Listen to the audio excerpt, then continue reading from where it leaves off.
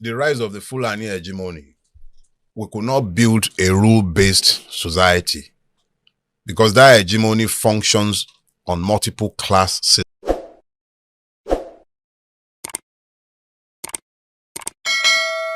systems. But I thought that hegemony had been broken with the January coup. No.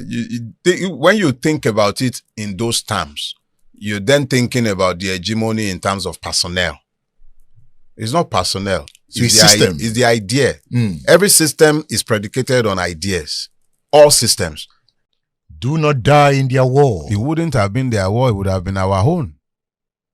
That's just the reality. When I say do not die in their war, it was a call to clarity.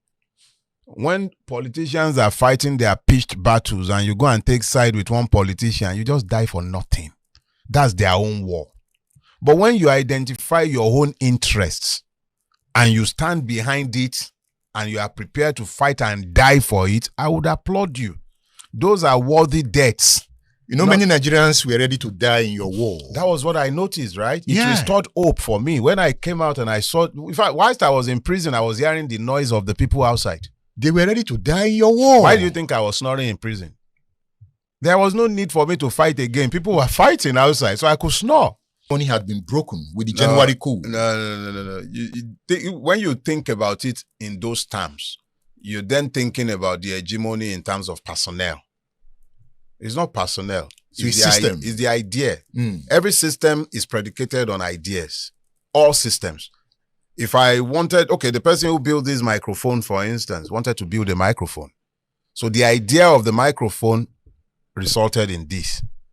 So it is the idea behind the design that informs the functionality of the design. Nigeria is designed to ensure that some people are above the law. That is what has led us into becoming a state governed by impunity. The Fulani hegemony is found on feudalism. Feudalism demands that some people must be above the law. So when you've now built a system that gives discretion to the law enforcer to keep some people above, you now create a system of justice that is able to see some people, but is blind to some people. And when you have that, you cannot have the rule of law. So whether these persons are in power or out of power is irrelevant. What has happened is that in recognition of the need to keep those people above the law, you've built a system that cannot be rule-based. It's that simple. So when you talk about the Fulani hegemony having been removed in January, let's just pretend that it was again reinstated in July and it remained in force, prosecuted the civil war, and proceeded to restructure Nigeria. So the central idea behind the construction of the Nigerian state that emerged after the July 1966 coup is feudalism. The idea of feudalism governed the way Nigeria was structured. It became 12 from 4. Remember that to make it 4 regions, an entire process was initiated in 1961. You had an economic survey to determine the economic viability of what became the Midwestern region. You had a plebiscite to feel the pulse of the people who are going to be part of that region. A motion was taken in the Western Regional Assembly that passed by a 2/3 majority. Another motion was taken before the Federal House of Reps in Lagos. It passed by a 2/3 majority again. And then it was gazetted and the Midwestern region was created in 1962. 1963 Republican Constitution came out and duly gazetted everything. By the time Nigeria became a country of 12 states and moved completely from federalism to unitary system, it became 12. Who was consulted? What process was initiated? A group of military bandits, some of them not even as old as 35. Gowon himself must have been around 32 or so, 32, 33. Those were the persons who sat down and turned Nigeria into 12. They had advisors. They were super permanent secretaries. Advisors. Are we talking about the same kind of people who are busy looting Nigeria dry today and they arrogated to themselves the wisdom to decide how many regions Nigeria should have? I just explained to you the kind of process that led to the formation of the Midwestern region, the rigorous process. Economic viability was conducted. The affected persons voted in a plebiscite. A motion was taken and passed by 2/3 majority. Western Regional Assembly, Federal House of Representatives, and then a bunch of thieves. And I can say that with the benefit of history, because most of the persons who took these decisions have been variously exposed as thieves, common thieves. Those were the people who sat down and determined the trajectory of Nigeria. And from four regions, me and you are now in a 36-state federation where everybody has to go to Abuja cap in hand before they do anything. Because I think the only synonym you have for banditry will be armed robbery. Abi? But these ones, they are kidnapping men and women and children, enslaving them. They are taking ransom. They are appearing on TikTok. They are actually, I think it was, there was one ACP, Usman Daji or something like that in Katsina. Keremi killed Usman Daji, took his uniform, and then when they called a peace parley, the bandits, terrorists, told the Katsina state government, don't bring any policeman to this meeting. And then Keremi wore Daji's uniform. The Nigerian state is so useless that an assistant commissioner of police was murdered by terrorists, Fulani terrorists. And then the same uniform adorned the back of the terrorists who sat down in what they call the peace negotiation with the same government.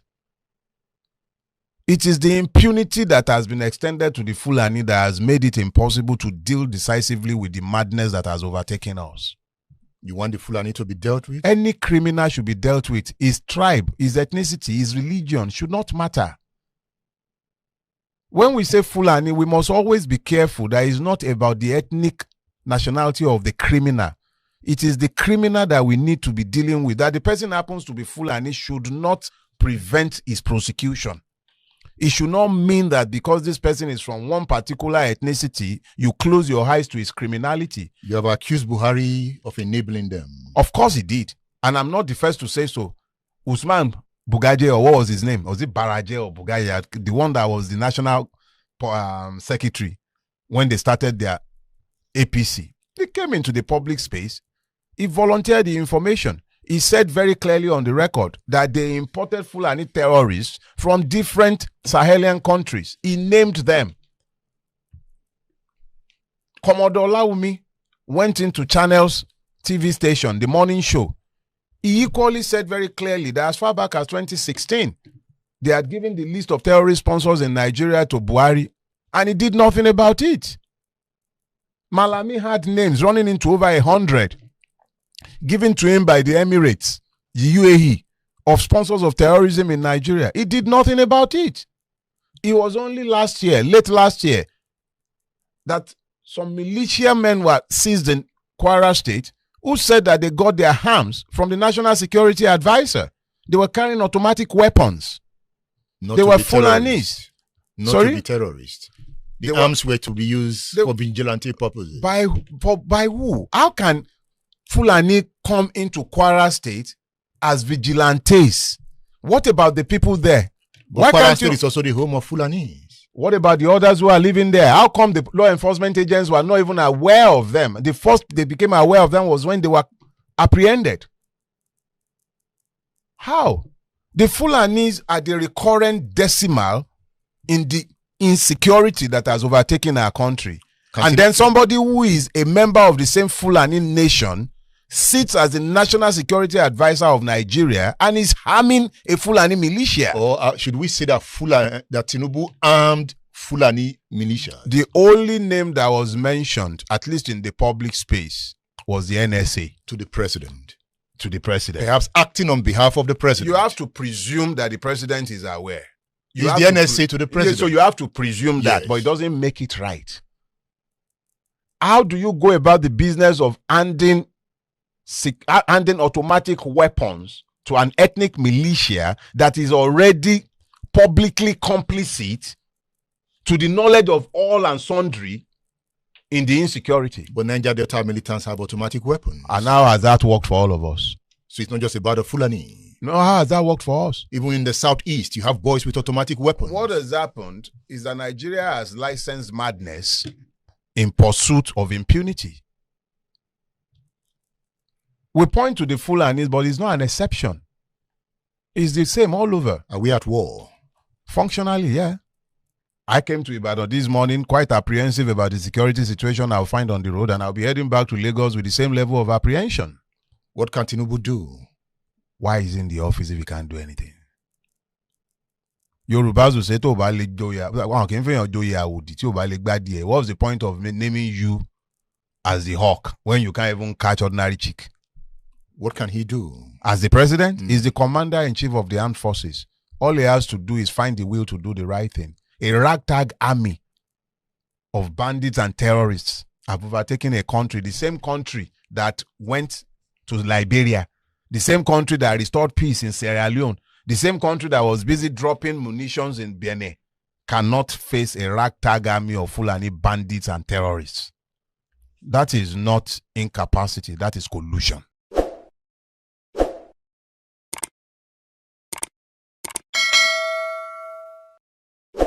Ọ̀tẹ̀ ló ń jẹ́ ìlú ń pè ọ́, kò sẹ́ni tí ò lórúkọ tiẹ̀, àti wípé ọmọ kì í gọ̀ títí sẹ́ẹ̀ kó gbàgbé orúkọ ara rẹ̀. Ààfin tèmi ò nílò ìdánimọ̀ lọ́jà, tó bá dọ́jà báyìí wọ́n á mọ̀ bó dọ́jà ni. Èmi tí ń tòótọ́ Samuel Owóyẹmí, fẹ́lẹ́fẹ́lẹ́ láyé lórúkọ mi, fẹ́lẹ́ ní gbogbo èèyàn mọ̀ mí sí. Èmi náà kọ́, Ọlọ́run ọba òkè ló fún mi ṣe ní gbogbo ìgbà.